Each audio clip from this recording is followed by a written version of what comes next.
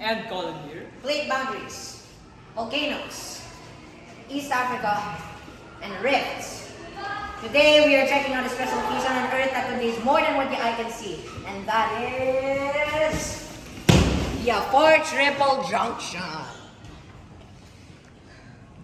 The Afar Triple junction is a location in East Africa and is also located along the Nubian, Somali, and Arabian plates. So what on earth is so special about this area?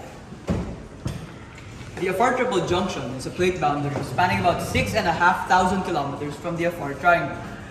This is a geological depression caused by none other than the Afar Triple junction all the way to Mozambique.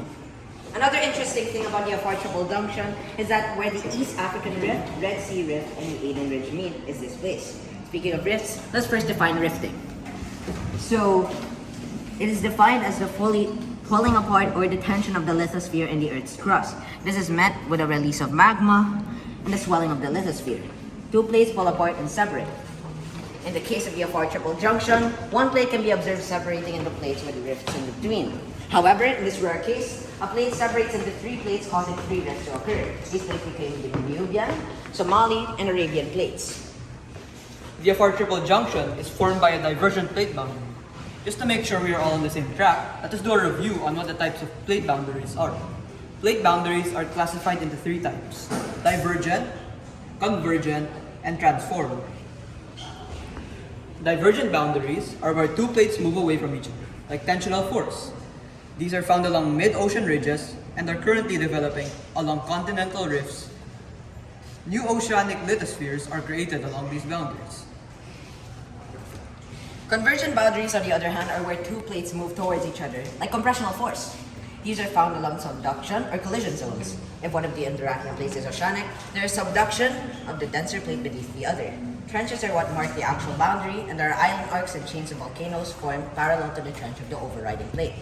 If both plates are continental, however, the collision zone develops, seen with the formed mountain ranges and thick lithospheres.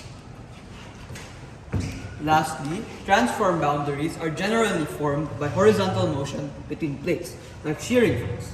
Since no parts of the lithosphere are made, destroyed, or deformed, it leaves a way to transform into other plate tectonic boundaries.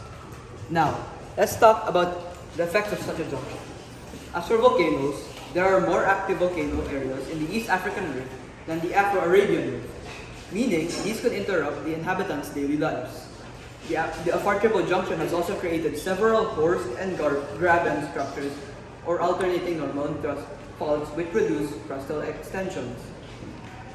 This causes district or curved faults to form in ocean basins. There also might be a subduction zone along the eastern side of the Somali Plate, which is caused by the East African Rift and the Mid-Indian Ocean Ridge. Because of this, the ocean plate could begin to subduct below the continental plate. Well, that's all for today. Thanks for watching.